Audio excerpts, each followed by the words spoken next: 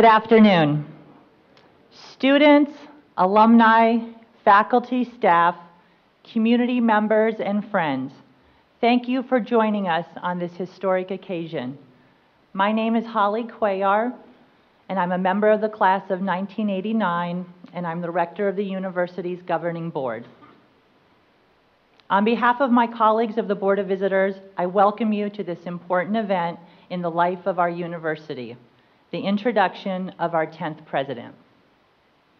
As a public institution of higher education in the Commonwealth of Virginia, the University of Mary Washington is governed by statute and a board of 12 visitors who are appointed by the governor and confirmed by the General Assembly. Chief among its duties is the hiring of the president, who shall serve as the chief executive officer. Yesterday, the Board of Visitors formally exercised this authority when it ratified the employment contract of our 10th president, who shall assume the responsibilities of the office on July 1st. At this time, and I've noticed they remain standing, I'd like to recognize the board and thank them for their service. Sit down now.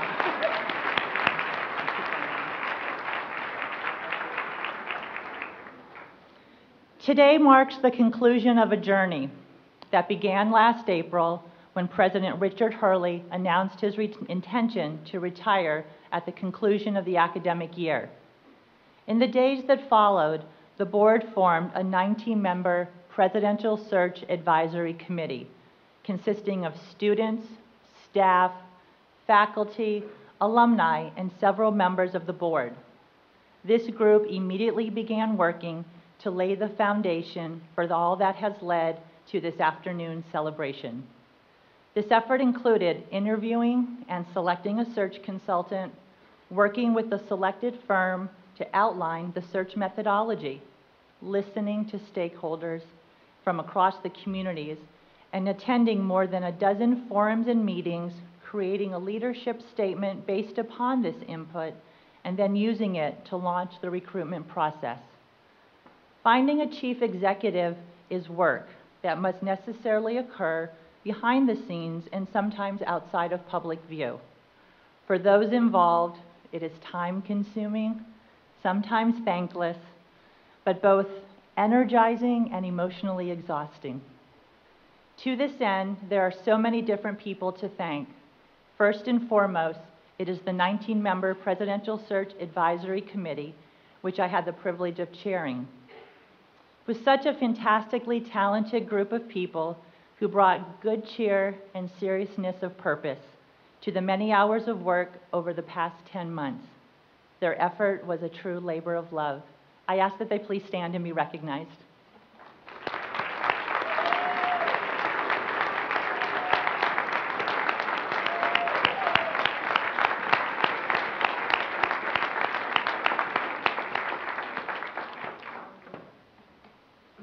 Although this was a closed search with strict rules for confidentiality, our process was designed to be inclusive of additional members of the UMW community.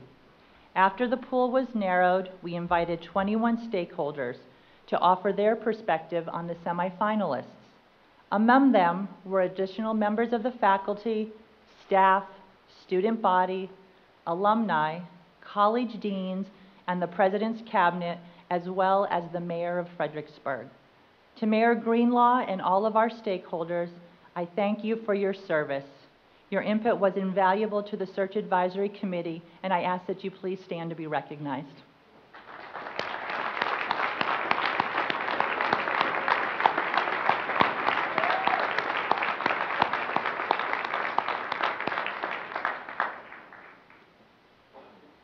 In addition, there are 3 individuals who are particularly important to the process and who provided exceptional support throughout. First, Mr. Ron Forhan from the Attorney General's office was present as our legal counsel and was responsible for ensuring that we conducted this search in a way that protected confidentiality while remaining consistent with the expectations of the Commonwealth of Virginia. Second, Mr. Martin Baker from Baker & Associates has been a steady partner and a good friend to both the committee and our university. His experience, commitment, and hard work were essential to the outcome, and I am so thankful for his honesty, trust, and diligence. Third, I'm especially grateful to Dr. Marty Wilder, the President's Chief of Staff. He was a master of logistics and a constant source of support. He kept the big picture in firm view while ensuring that the tiniest of details were flawlessly executed. We couldn't have done it without him. Thank you, Marty, for all that you have done.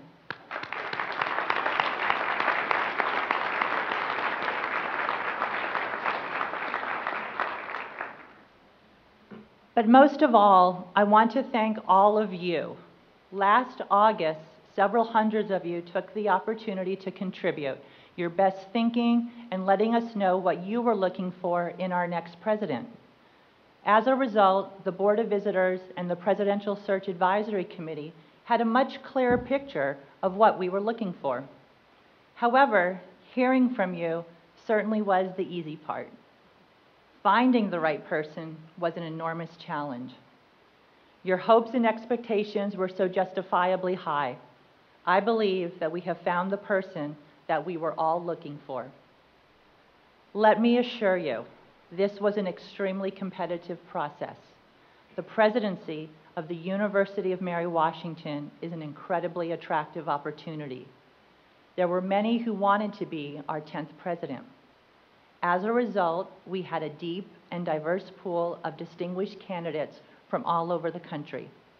Selecting among them was no easy task. They would need to possess the knowledge, skills, and experience to do the job. They must be well matched to our identity and suited to give voice to our hopes and to our dreams. And they would need to have the capacity, the character, and the charisma to lead us as we rise to meet the challenges of our times. From the very beginning, one person stood out in this very distinguished field. He was, in a very real sense, the reluctant candidate, having turned back our efforts to solicit his application on more than one occasion. And he did so for a really good reason. He wasn't looking for a job. As he has expressed, the decision to become a candidate was one of the toughest of his life. It followed him from a very thoughtful and deliberate process that was deeply personal and motivated by familial and professional opportunity. As you have undoubtedly learned by now, perhaps after watching one of his videos, he has been referred to as America's coolest president. What you may not yet know is the deep affections members of his campus community have for him. Those affections extend far beyond the Truman State community. He has been hailed across the state of Missouri, indeed, across the country, as an extraordinarily gifted leader who has a deep and abiding commitment to the mission of the Public Liberal Arts and Sciences University. The outpouring on social media since Monday's announcement provides ample evidence of the regard in which he is held by so many. But before we meet him, I want to pause and ask our 9th president, President Hurley, to share a few words.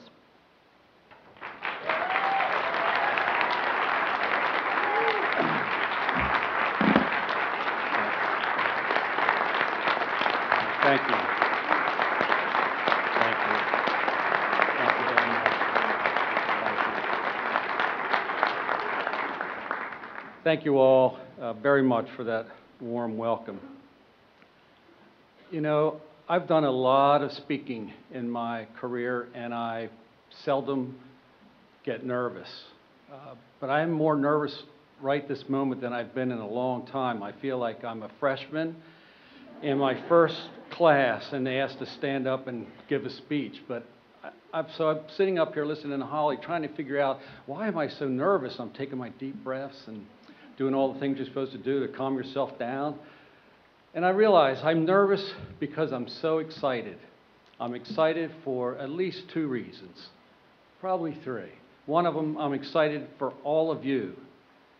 I'm excited for Troy and Kelly coming here. And I'm excited that Rose and I see an end to our journey. So thank you for all the support that you've given me over the years, and thank you for coming out today to participate in such a historic moment. Thank you.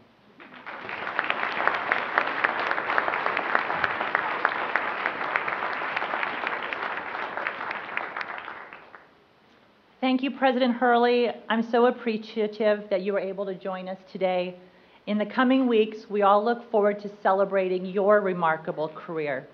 You will leave Mary Washington stronger than you have found it, stronger than it has ever been. And now, it is my distinct honor and privilege to invite Dr. Troy Paino and his wife Kelly Paino to the stage.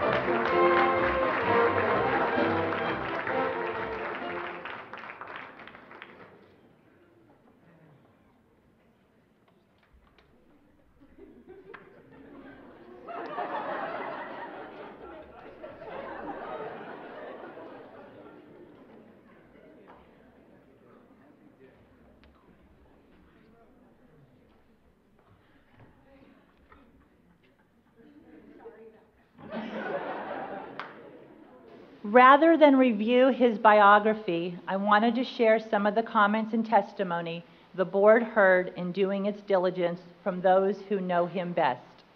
He is frequently lauded as a person with the utmost integrity and a strong moral compass.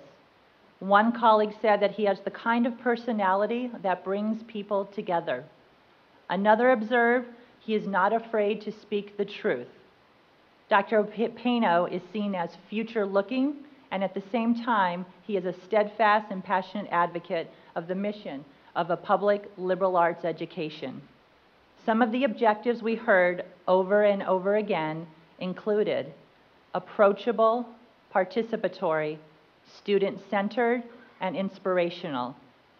Since we are a public institution in the Commonwealth of Virginia, we are especially delighted to learn that he is viewed as a leader among leaders in the ranks of Missouri's college presidents. Even Missouri Governor Nixon tweeted his congratulations this week while thanking Dr. Paino for his vision in leading Truman State. Personally, I am grateful that your legal career was brief. I think a lot of people were happy. That you listened to your inner voice, which urged you to pursue your passion for American higher education. Your life is a lesson for all of us. Trust your instincts, pursue your calling. And to you, Kelly, thank you for all the love and support you have given him throughout this journey. He has made it clear to us that, but not for you, none of this would be possible. At this time, I'd like to invite Hannah Tibbett, a member of the Presidential Search Advisory Committee and the president of our SGA, to join me for a special presentation.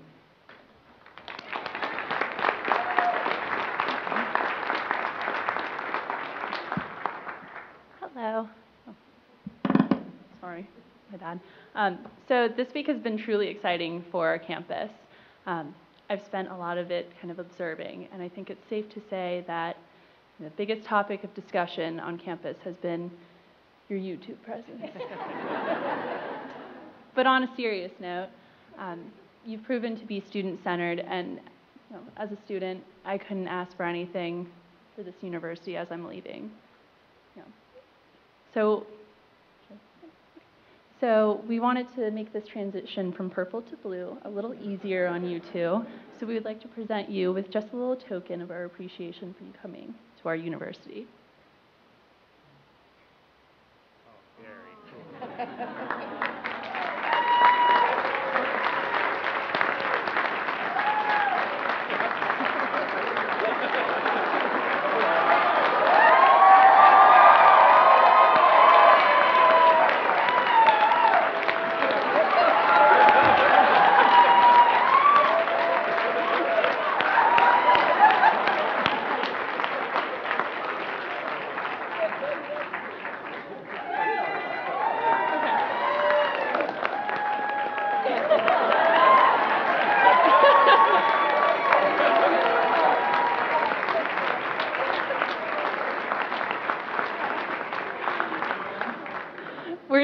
excited to see UMW under your leadership. Clearly, we're going to have a lot of fun. All right, thank you.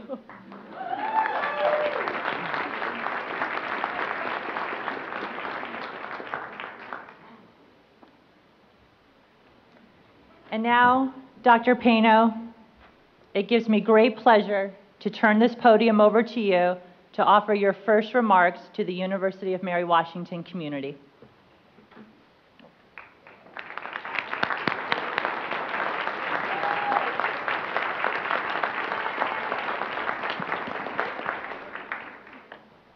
I was going to say everyone be seated, but I guess that's not possible, is it? Well, we could all kind of sit down on the floor, I suppose. So I didn't prepare remarks. I typically don't. I like to speak from the heart. I did sort of jot down a few things, so I hope that I wouldn't forget.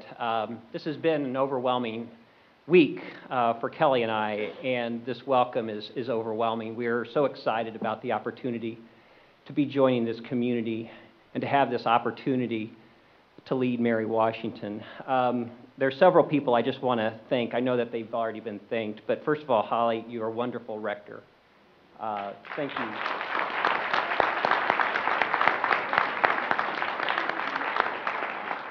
I don't think you could find a stronger and more effective advocate for Mary Washington, and that is true for really all of the Board of Visitors. I want to thank you for your service, for your leadership, and for this opportunity that you've given me. This is an opportunity of a lifetime, and so you have, governing a university is a serious responsibility. It's a serious public service, and, they're not doing it for the fame and riches, I can assure you of that.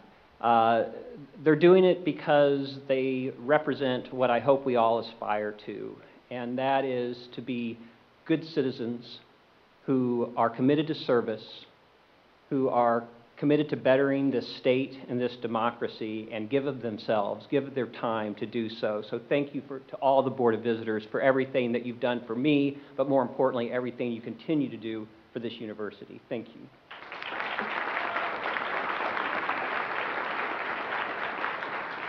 I know that Holly already mentioned the Presidential Search Advisory Committee, which I guess PSAC for short, I'm learning. And I want to thank them as well. This was the first group I met who represented Mary Washington. And this is the group that I first began to get a sense of this place. I can tell you when you are going through this process, and as Holly mentioned, I'm president of another university, a university I love very much, students, faculty, and staff, and a community I've committed my life to. And so this was not an easy process to go through when you make the decision to explore this opportunity. And so there were certainly some things that I knew about Mary Washington that appealed to me, and I'll talk about those in a second. But a lot of this is about getting a sense as to whether or not this is a place where you can live your values.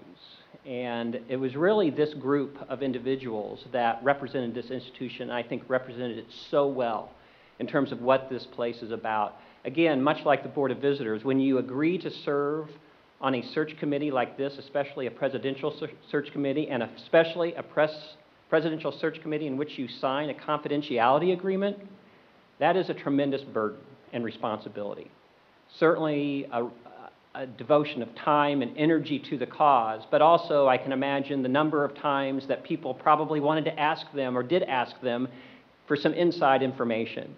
And it's a very difficult position to be in for several months over the course of an academic year. And so I certainly want to thank all of you who served on that search committee, not only because, well, I think maybe you recommended me. I don't know. I'm hoping you recommended, but even if you didn't, you're wonderful people. And maybe not very smart, but wonderful.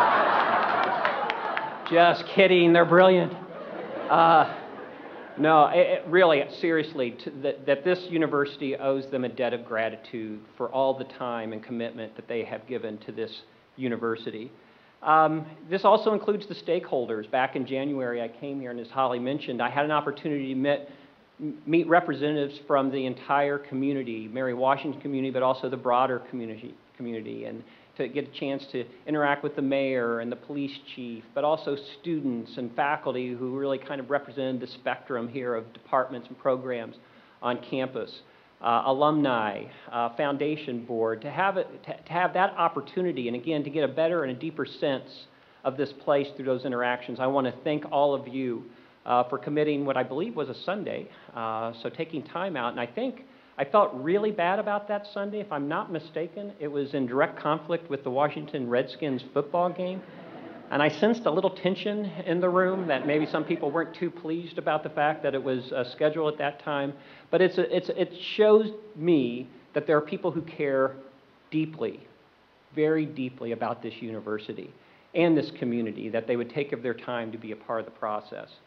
But I certainly want to thank also President Hurley and his wonderful wife, Rose. I got to tell you, someone's made the comment that, well, you have big shoes to fill.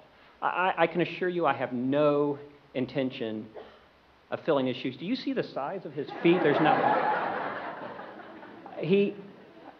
He was the right president at the right time for this university. And what he's been able to do here over the last 6 years to lead this university and what he's accomplished, certainly impressive. But I think what's been most impressive to me and to Kelly through this and getting a chance to meet with them is their graciousness. They are humble leaders. They are servant leaders. They care deeply about this place. And they are such wonderful representatives. And it takes a big person to be so involved and so excited about the next leader. You know, a lesser man might have some insecurity about that, right? You know, having to say goodbye and having to hand off the torch to someone else. But I can tell you, I have never sensed that for a second from President Hurley. He is being incredibly kind and gracious and helpful to me. And in fact, a big reason why I ultimately said yes was because the convincing that President Hurley had on me and my family. So I just want to thank you, President Hurley, for your leadership at what you've done.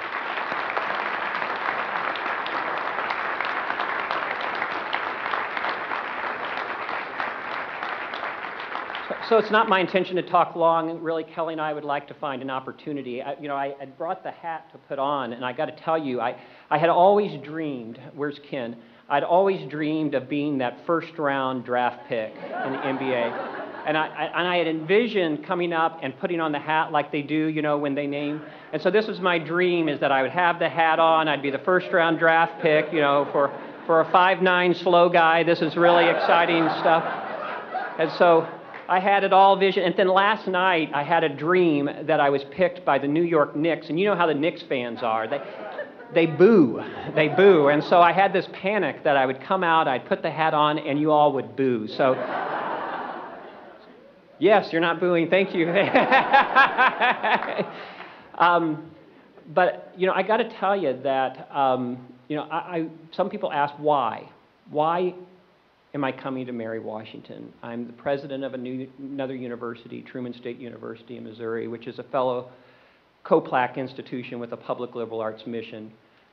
Certainly have had a lot of, you know, personal fulfillment in my leadership of that institution. Why Mary Washington? Well, I'm going to give you a few reasons, and I think I'm going to learn more in the weeks and months to come as I get an opportunity to know our students, faculty, our staff, and this community. I just have a sense I'm going to fall in love with this place pretty quickly.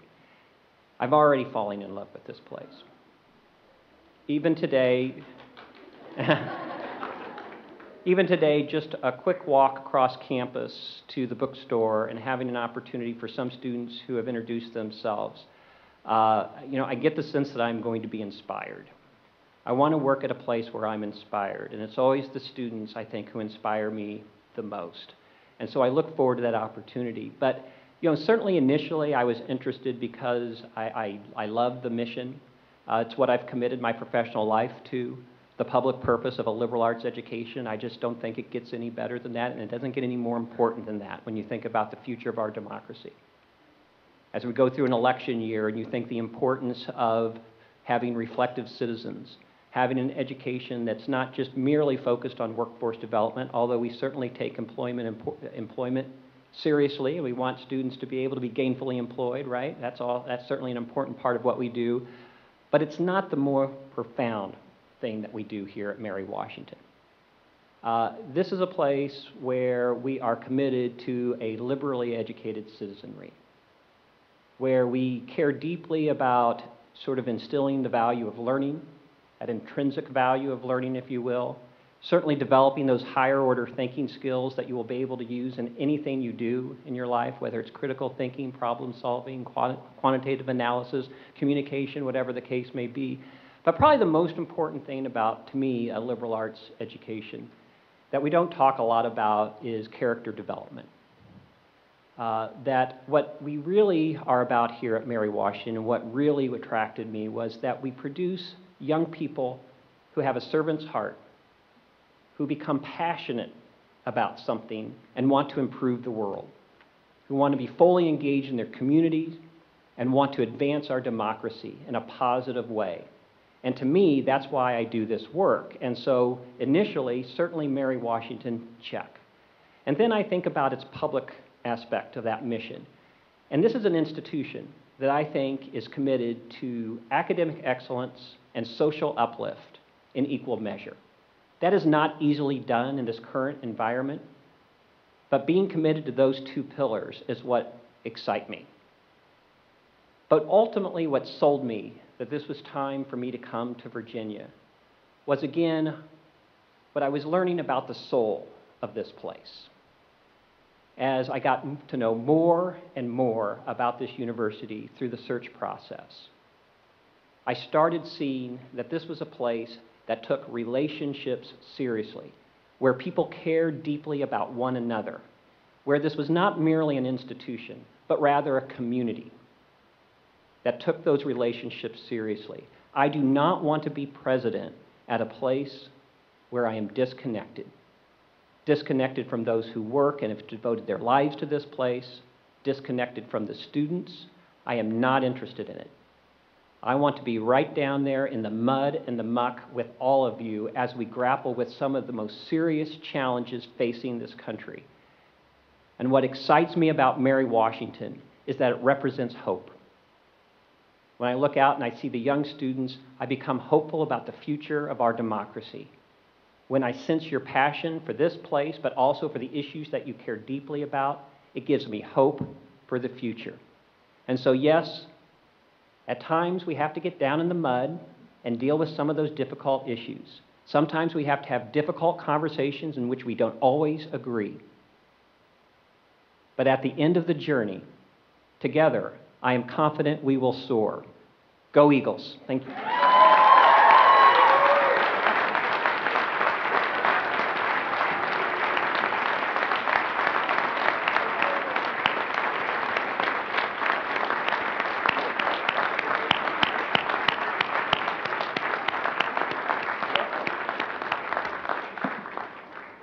Thank you, Dr. Paino. This concludes the formal portion of our program. We invite all of you to stay to join us for a reception and to have an opportunity to meet Dr. Paino and Kelly. They'll be in the audience, and please come up and say hello, and thank you so much for being here. And let's go ahead and give Dr. Paino and his wife one more round of welcome to the university.